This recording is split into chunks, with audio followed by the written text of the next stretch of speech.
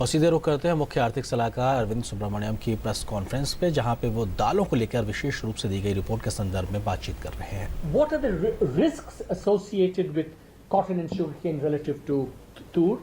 And very important, I think, is what are what we call externalities? What are the positive or negative social benefits that arise from growing cotton and sugarcane relative to tur? And it's this kind of methodological thing that we've tried to build upon, and we've used this to come up with MSPs for tur, urad, and gram, which I'm going to tell you what the number is. But let me just give you just to take you through the tur calculation. So as I said, you have to identify location-specific competing crops, and then we have to say, what is the risk of the competing crop versus tur? And what you find is that, especially compared to cereals, and you'll find a table in the report, you find that because pulses are mostly grown in rain-fed areas, whereas cereals are grown in irrigated areas, the risks, if you look at the relative risks, for rice in Punjab, for example, versus, tur in Maharashtra or Madhya Pradesh, it's just orders of magnitude different. Therefore, I think the policy implication is that we need to give a price premium to overcome the greater risks that's associated with cultivating pulses. The last methodological is externalities. This actually goes back to work done by Professor Ramesh Chand at Niti Aayog, which is something that we also built upon in the economic survey. We feel very strongly that good public policy, when you set prices and incentives, they should take into account the positive and negative benefits of growing certain crops. We've compared here, for example, what are the social costs of growing tur versus paddy, tur in Maharashtra versus paddy in Punjab. And what you find is that, paddy uses much more fertilizer, much more water, it depletes the soil of nutrients, it emits greenhouse gases, and we haven't even taken into account the other externalities, like when you burn paddy husks after harvest, the environmental pollution that happens all over North India. So these are social costs that must be priced. In contrast, if you look at tur, for example, it uses less fertilizer, less water, it fixes nitrogen so that it replenishes soil quality, it has fewer greenhouse gas emissions. So if you calculate the net differential in social costs, it's something like 13,000 rupees per hectare, which kind of roughly translates into something like 20 rupees per kilogram. So policy should take this into account, and that's what we kind of try and calculate. So to cut a long story short, when we do this calculation for MSP for tur, broadly in the rain-fed areas, we think that it should be about rupees 60 per kilogram for tur. That is our preferred tur. When we get, when we start growing, if and when, I hope we will, do this in Punjab, and maybe kind of substitute a little bit of irrigated paddy for tur, the required price is much greater. I'll come to how we tackle that in a moment, but for the moment, in rain-fed areas, tur should be something like 60 rupees a kilogram, compared to the current MSP, which is, I think, 52.50 for tur, if I'm not wrong, or something like that. So our recommended MSP, and then in the future we'll talk about that when we come to Punjab and what the MSP should be. So we have these recommendations, which I'm going to spell out in just a second.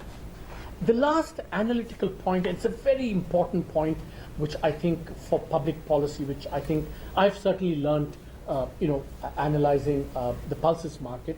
So this is why do we need MSP come procurement?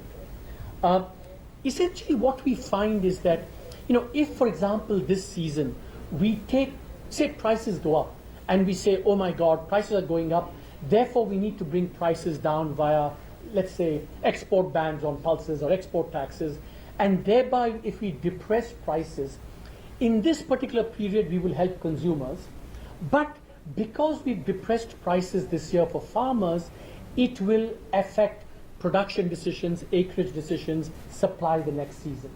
So I think it's therefore, so this is a chart that basically shows the correlation between quantities produced in time period T against market prices prevailing in T-1.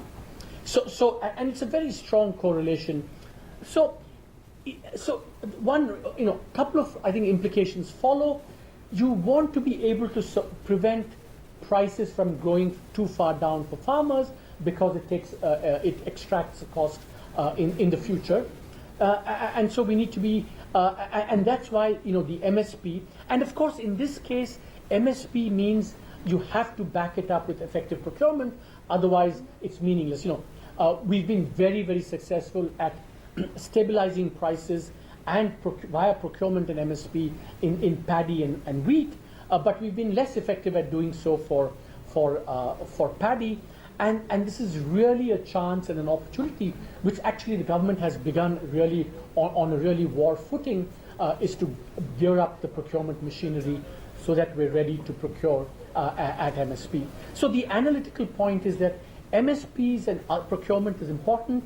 Also, any other policies like stock limits and export bans that give you apparent benefit in one time period take a toll in the next time period by way of farmer decisions and farmer incentives. So let me end by quickly summarizing what we do in this. Is that there's a table. So for all of you who don't want to read the whole report, I would urge you to read the whole report. But I know many of you will not, at least for tomorrow's paper. Hopefully you'll do a longer one on this. But we give some recommendations by topic, and also we kind of provide a suggested timing for that. Most immediate is, you see, what is happening even as we speak is that I showed you prices declining. In the case of moong, arrivals have started, and in some cases, moong prices are approaching or even dropping below MSP. So the first recommendation, which in a sense is really a recommendation which is what the government is doing already, that the government procurement machinery should be on high gear to ensure that the procurement of Kharif pulses is.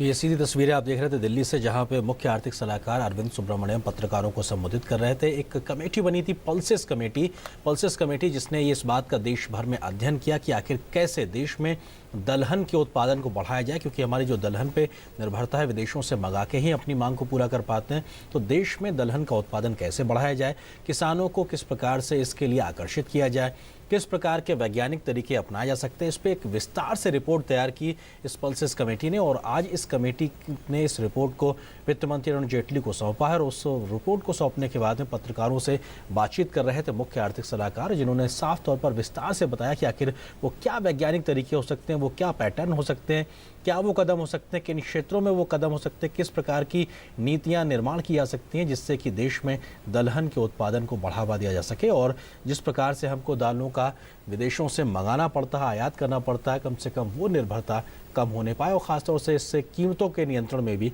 काफ़ी मदद मिलेगी।